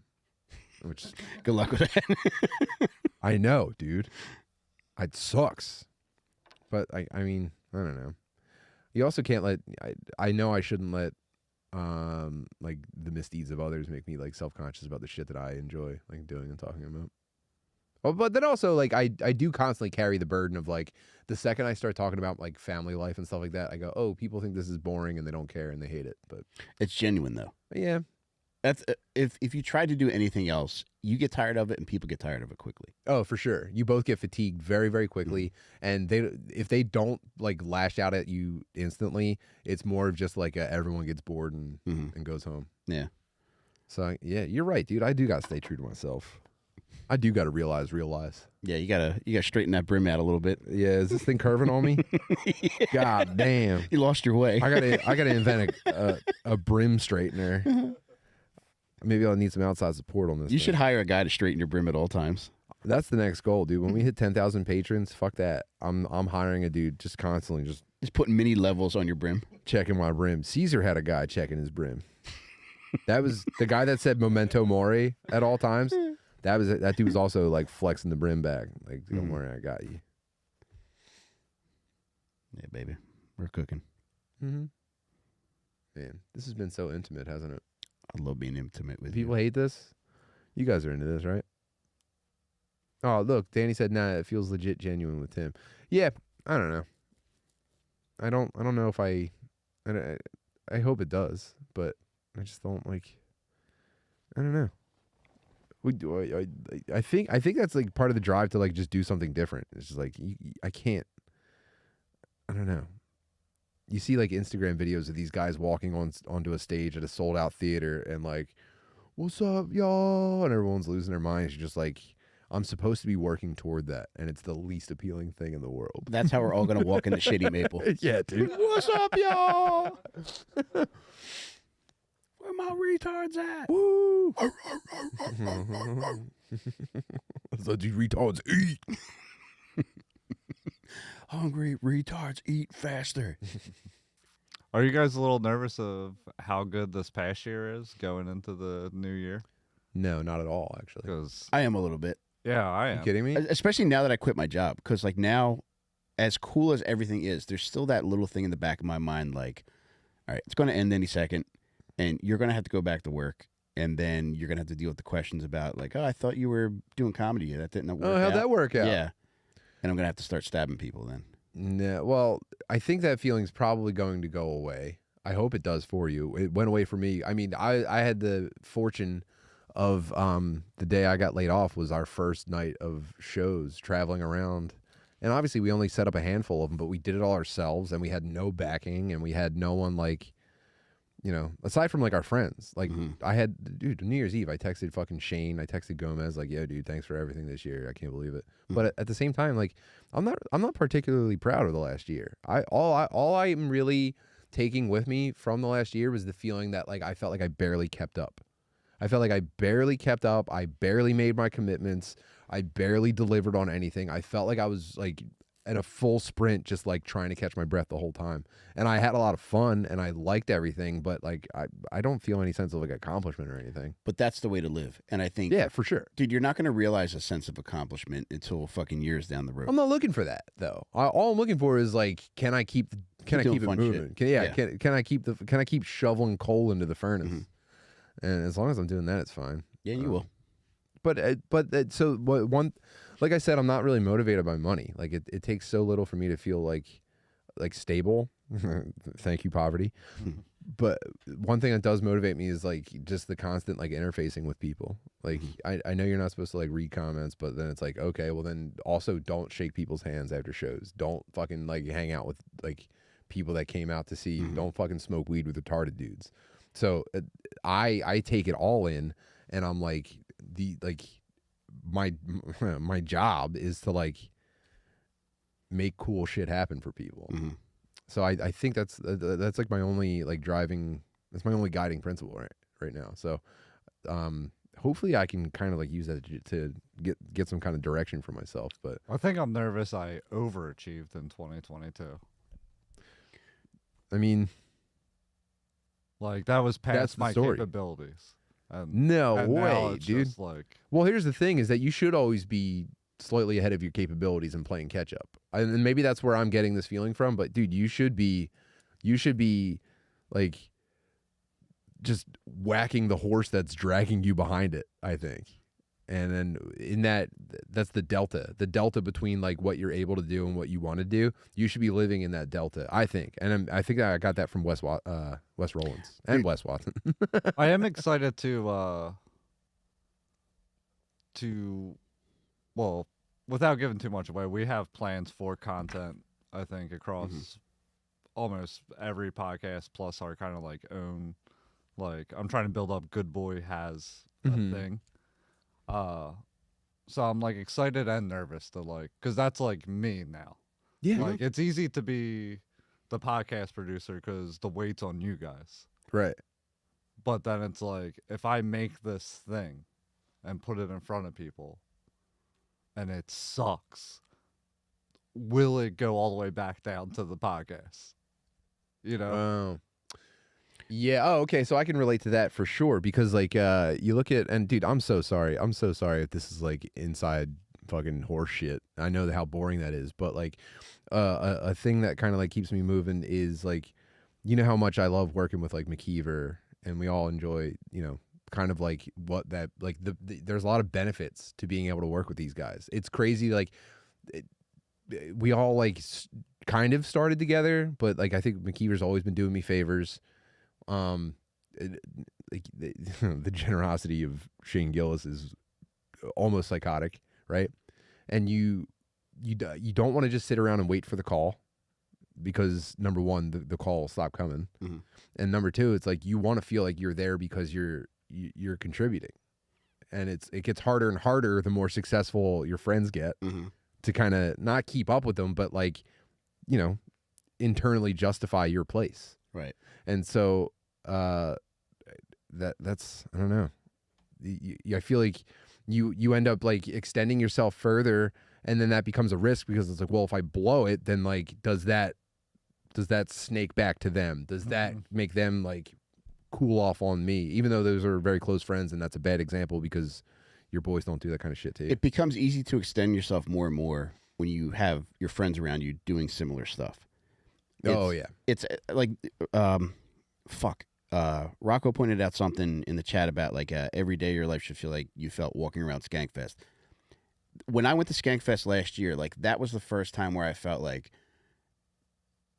holy shit, this is awesome. Like I always had fun doing the podcast, but that was like the first time having a podcast related experience outside of doing the podcast. And everybody made me feel like $1 million just coming up, saying hi, just wanting to talk. It felt like fucking Jim Carrey and Cable Guy, where it's like, you want to talk to me? You want to know my name? Yeah. And that was like a huge boost to feeling like, all right, well, maybe I don't have to work this job where I'm making $29,000 a year to pay my bills and be happy. And then it's like, okay, well, the more and more that this becomes apparent and the more and more that you guys are trying different things, and it's like, all right, well, Tim quit his job and he didn't look back. Got laid off. Yeah, well, but you didn't go back. No. And then Danny quit his job. They told me not to come back. But you could have come back anywhere. But then Danny quit his job and he didn't look back. And it's like, okay, well, now I look like a fucking pussy if I don't do something similar. So it's like, I got to try this. But then it's so much easier when the people around you are doing the same shit, where it's just like, all right, I guess if we're going to fail together. Yeah, or I'll fail and I'll look like a fool, and you guys will all be successful. Yeah, like, That's one of the feelings. That's exactly Yeah. my feeling. Yeah. They'd be like, remember when you got to work with the funniest people in the world and you blew it? Mm-hmm. That's what I'm nervous is gonna happen. No, but you have $1 million people supporting you now, and it's like with this. Yeah, Lucas in the chat just said Danny's the unsung hero. Yeah, no doubt, dude. And like with this fucking book, like it's like, all right, the words are one thing, but all the work that people, including like you've put into and that you put into helping promote it, and then also making the audiobook, like that's everybody else. Like the fucking book words are secondary to like. Well, you were the guy that life got that you you were gave the to guy the- that got to make the call now in this instance. You're the guy that got to go, hey, I need my boys. And everybody who I asked Everybody's did it. happy to get the call. Yeah, well, I appreciate that. But that's a direct result of you like pushing yourself forward instead of just like biding your time.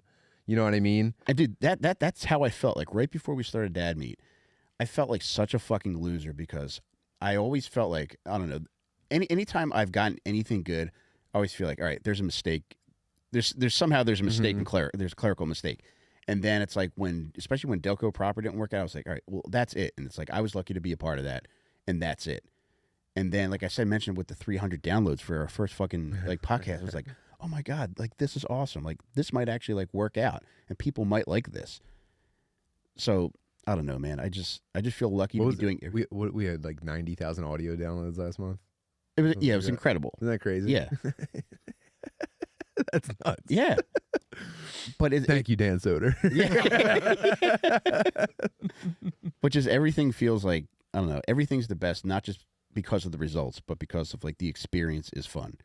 And just seeing everybody else just saying like, all right, we're going to just be retarded and we're just going to figure it out as we go is enough motivation for me to have the same kind of mindset. Grind set. It is a grind It's a set, grind yeah. set. Yeah, for sure. Also, like the Do-Rag Boys coming into the mix. You know, like the crew's not only getting better, it's surprisingly expanding at the same time. Well, because you don't. Oh, and guys, all those cool edits that you're seeing on Instagram is from Rob Cruz. At Attention Horse. Follow him. Yes. And, Watch all his shit. And dude, it's because you don't get in and then close the door behind you. So not only are we all like, you know, hoping to replicate like a morsel of the success that our successful boys have had, but they have made it clear the whole time that like the second they get anything new, they're instantly turning back around. Like I was talking to Shane like a couple weeks ago, and he was saying like, yeah, every time I got a new opportunity, the first thing I would say is like, yeah, but you have to check out Matt. Mm-hmm. And then Matt gets an opportunity. He goes, "Oh, you gotta check out Butterly." You know what I mean? Mm-hmm. So it's like, if you aren't finding people to like surround yourself with and like hold the door for, then eventually one of those doors is gonna slam in your face, and you're gonna turn around. And you're gonna be alone. Mm-hmm. And it's gonna fucking suck, and you're not gonna have fun. And then no one's gonna show up anymore. And you like, how many times did you like? open for like a headline and you're just going into the weekend, you're like, this guy has everything that I could possibly want out of a career, and then you meet them and they're fucking miserable. Oh, for sure. Well, that's what the thing. It's like it's all like sex criminals and desperately lonely psychopaths. That's all there is. Like most of the like the mainstream big names in comedy. Yeah. Sex criminals and like just other miscreants that should be like rotting away in a sewer somewhere. Mm-hmm. But instead they're, walking out onto a theater stage and making Yeah. faces for 90 minutes. But I mean, we're very fortunate, and then we also, I think, it's important to like all of us. Like we've had it extended to us, like you said, with people giving us opportunities. So it's incumbent upon us to like. I can't wait for opportunities to be able to do that for other people. And it's Yeah. And the great thing about everybody that's in our circle is everybody. It's ingrained in them that the rising tide raises all ships. Oh, for sure. And then that's another thing that you notice with these other guys. You like if you sit and you watch their interactions, you watch their like podcasts and shit. The way that they interact with each other is like, I guess toxic is the wrong word, but it's backwards. It's all very like, I don't know, man. Like if we make fun of each other, there's an affection to it, and then when you see these guys making fun of each other, you go, "Ooh, I have exactly one joke that I can get away with this guy, and I got to see how much damage I can do to see if I can maybe just jump above him in the hierarchy." Yeah. Like they all have shark eyes around each other. But I mean, people see that plain as day. You don't even need to say that. It's almost like beating a dead horse at this point. But yeah, these are just the things that make this a struggle. Yeah, and I hope everybody like listening and watching this now realizes that like. It's extended, like this is all, everybody's fucking included in that. Like if you have something that you're apprehensive to talk to your friends about, that you're thinking about trying, or you're thinking of trying something to move forward, like let's fucking talk about it here. Talk about it in the chat, and let's fucking, you don't have to be near somebody to like have them be able to push you forward that way. Like just putting it out there and having people recognize it in the chat and having us talk about it now. Like I would love to keep doing that and have people talk about shit that they're might not feel comfortable doing in front of the people that's a part of their current circle. Oh yeah, like dude. this is what I want Dad Meat to be, and it's like I want to really reinforce that in 2023 that this is the place where we all just fucking move up. Like everybody involved, everybody in the chat, everybody in this fucking studio, everybody listening, everybody watching. The days of fucking sucking dick and dreading every fucking day are done. We're all fucking moving forward. Yeah, I think I should make this clear for myself is I wouldn't be talking about this stuff if I didn't think it translated to like any facet of life. I hate to sound like a fucking self-help guy, but like I'm not just talking about the comedy industry. I'm talking about like how like I don't know. I spent my entire youth surrounded by people who were, you shouldn't be around them, and then like any action that you take to kind of like minimize the damage that they do, that becomes like an act of aggression toward them. Like anything that like I would use my own mom as an example, and I'm not like having a freak out right now, and I'm totally like I've processed a lot of this stuff already, but like if I did anything to my mom to stop her from like causing massive damage to my life or to just me, she would see that as me like attacking her. Like she would act wounded, and all I would be doing is saying like, "Hey, look, I'm not going to drive you to the VA hospital to fake a heart attack in the middle of the night so you can get new prescriptions." And it would be like, "You're trying to kill," like she would act like I was trying to kill her. So again, this is you can replicate these patterns. Well, it goes back any to lifestyle we grew up with a ton of must be nice people. for sure. Crabs in a bucket. And that's still, speaking of, my mom will hit me with that. Like, Yeah. "Oh, I've been working really hard opening this podcast studio." And she was like, "You have money for a studio? Must be nice." Yeah. Oh, for Not sure. acknowledging the hard work it took. But They'll never acknowledge the hard work. But No one that's a acknowledges lot of people. Like, and I think it's tough when you're surrounded by that because you start. It's poison. I know for a while I was must be nice person.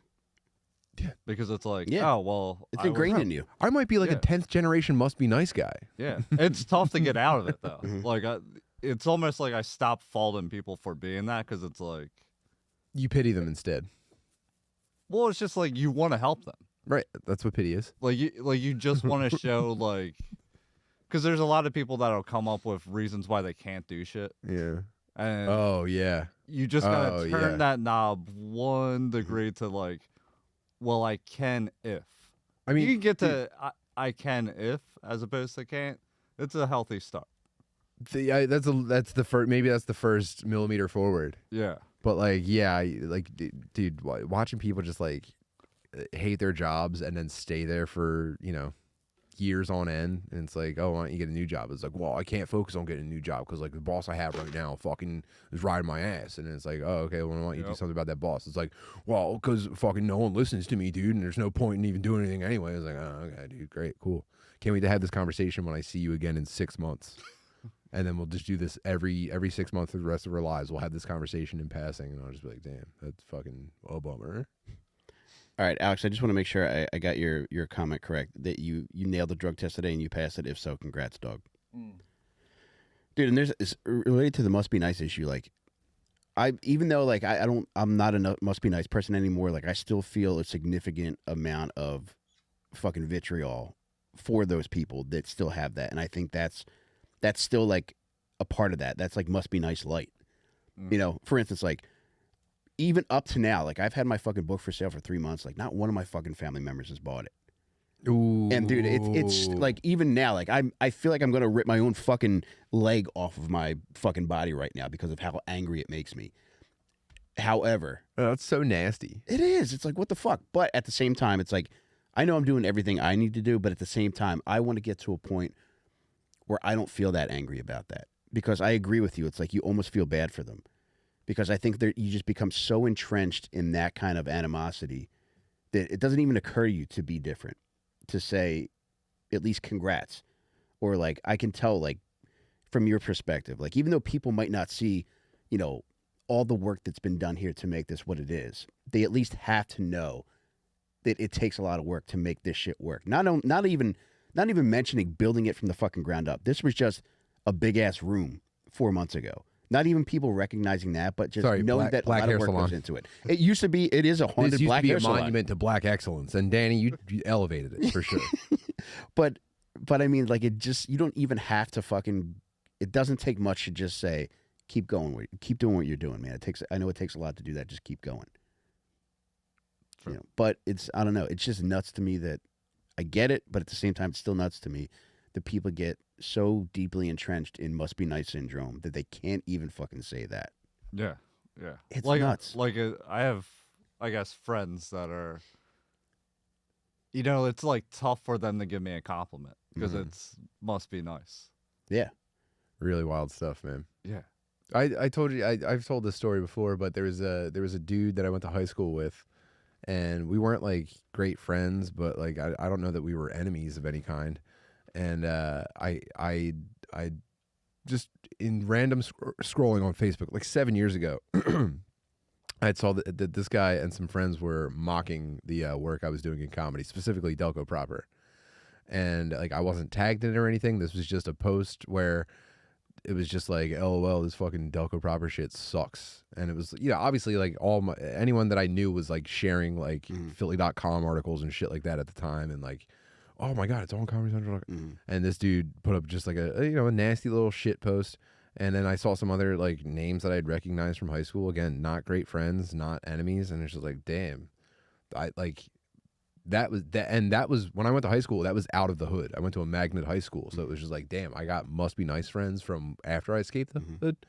And I didn't say anything to them about it. I don't even think I addressed it at all. And the next time I saw the next time I saw this dude in real life was when I moved to the Northeast, and the podcast was already kind of jumping. Then I went to my new supermarket, which is, I mean, I get to go to Giant now. I can't believe it. It feels like I'm shopping for food in the future. Anyway. Where were you shopping before, midget?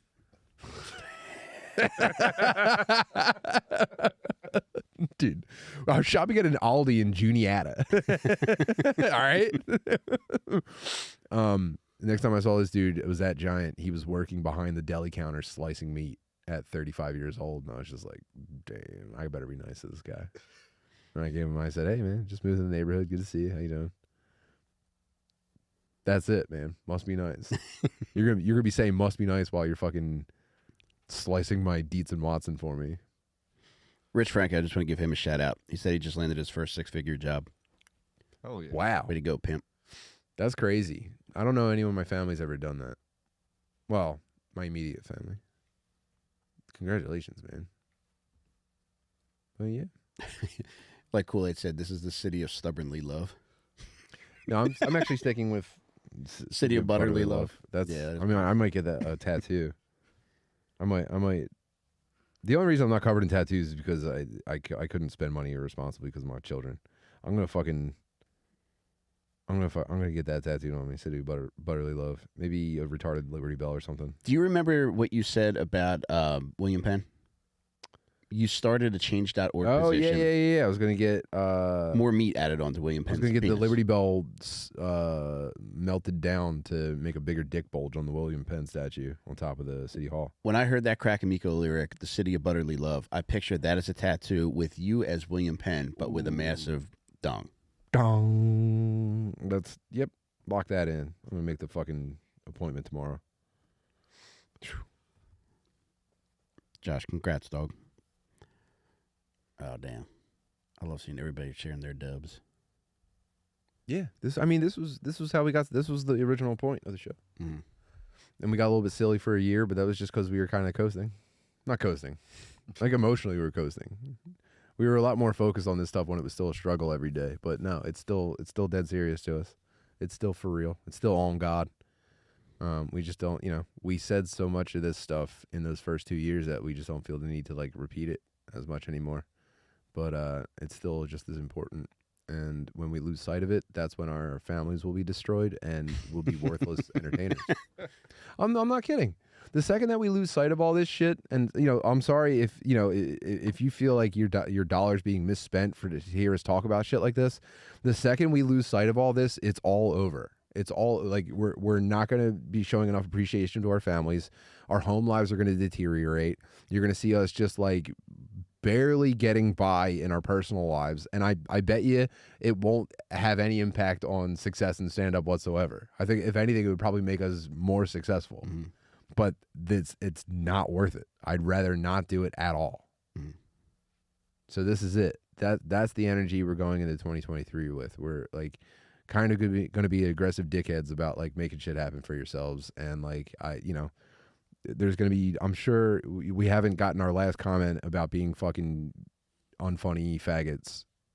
So be it, dude. I'm all ears. You can be the guy on the internet saying that shit if you like to, but for my part, I'm going to be demonstrating how to have like the most fun possible, and just having something nice to show for it.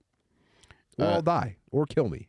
Lucas, I just want to, Lucas mentioned how he got rid of must be nice cunts, but now like his circle is filled with dudes that have no ambition to do anything. That's bare. I mean, that okay. That might be a step up, but like you got to start whipping those dudes into something. You got to get a circle pit going or something with those guys. If you're surrounded by dudes who are just, I mean, sticks in the mud, eventually you'll be a stick in the mud too. Eventually, the same way that like mitigating the damage from a must be nice person, they take that as an act of aggression. Eventually you making progress is going to make your stick in the mud friends like, oh, who's this guy think he is? Mm-hmm. Instead of must be nice, it'll be like, oh, you think you're better than me? Mm-hmm. Wow. Okay. And I got some of that too.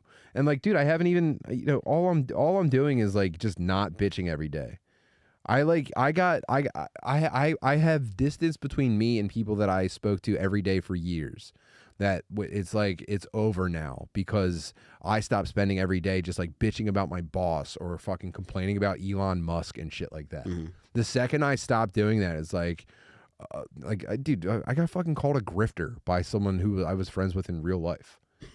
I was called a podcast. You go, oh, you're getting into podcast grifting now, and it's like, dude, I don't know what to tell you. Like, clearly your mind is already made up, and all I'm doing is just like breaking the conversational habit of just being like, yeah, my boss was a fucking dickhead to me again, dude.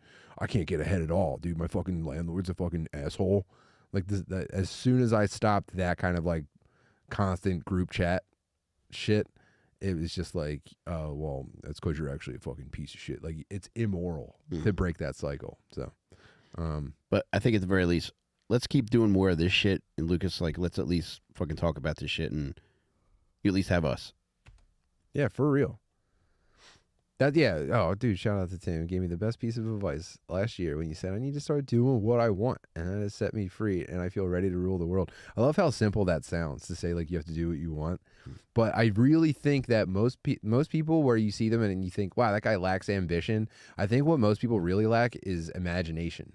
I think it's impossible to imagine anything for yourself that isn't prescribed by like a lifetime of completely soulless work for incremental gains that are immediately wiped out by like outside circumstances. So you're just like, oh yeah, I hate my job, but if I put in 2 more years there, dude, I get, the next level of vacation benefits. By then, dude, that's gonna be like a 75 cent an hour increase. And all I gotta do is just put my time in. And then that turns into fucking 50 years of doing that. And then you retire and you're like, oh, you're relying on Social Security for your retirement because you didn't save anything. And it's just like, I saw it for myself. I said no, thank you, and I don't know, man. I'm just, the point I'm making is that it sounds so simple when someone says you have to do what you want, but like you first have to design something. You first have to imagine what you want, and that's so scary and difficult. And if you're too scared to do it, I get it, but I'm not gay because you're scared of that. This is it. This is the past year of comments. I'm responding to all of them in one episode. Damn. Where are we at? How long have we been going? An hour 41. Oh, my bad, cool. dude. Sorry about that. Yeah, I just saw a comment saying, damn, this is a long one. My bad. Sorry, G-Money. I didn't mean to hold you guys up like this. Damn, I thought my zipper was open. Let me stop playing, though. Oh, dude, joined a pipe fitter's apprenticeship. Yeah, dude, do something with your hands. Do something fulfilling. I'd love to be a welder or a chef or a fucking baker or something. And maybe I will if this goes belly up. Well, it sucks because you were talking about the dude slicing meat. And, like, if all this fails, I would really want to open a deli. Opening a deli is 100%. That's completely different from joining the ham slicers union to work at Giant for $7 an hour. True. Dude, I immediately thought of old DeRosa and our buddy Poe at fucking Poe's Sandwich Shop that makes the best fucking sandwiches in Philly. Those are my 2 favorite sandwiches, is DeRosa's and fucking Poe's, man. Absolutely. And so think of that. You're a guy slicing meat, listening to a podcast going like, oh, Butterly thinks he's better than guys who fucking slice meat. Open a fucking sandwich shop. Take a fucking risk. Incorporate. Form an LLC. Seek out a business loan. Danny's from fucking the hood. We have drug addict parents. We had nothing to help us with. Danny figured out how to get a fucking business license. Dude, Google exists.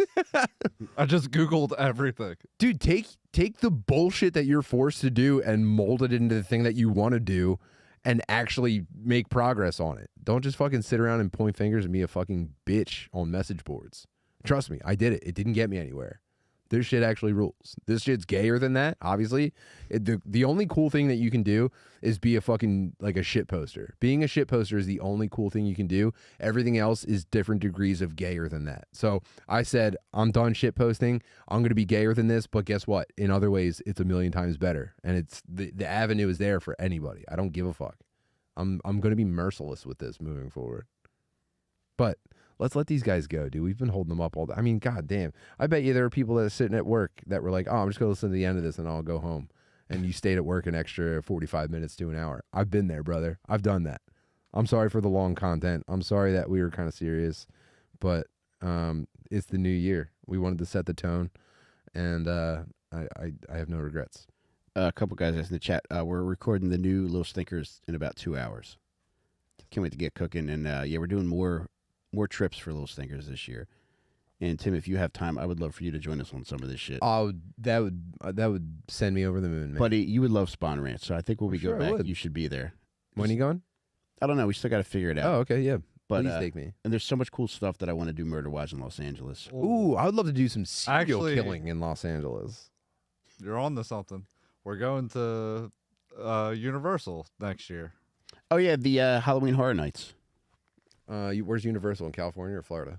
Well, there's one in each, but we're going to go to the one in L.A. next year. Oh, hell yeah. So if you want to come then, I think that would be a good time for a Manson trip, too, and we could put together our Manson picnic.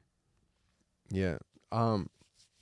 me and Noah went and saw Blue Man Group on Acid last. I'll save this for Stoner Dads, but me and Noah went and saw Blue Man Group on Acid on the Monday, and we encountered a guy on the way out that was like, "You gotta see them at Universal. This is nothing." So I want to go to Universal pretty bad.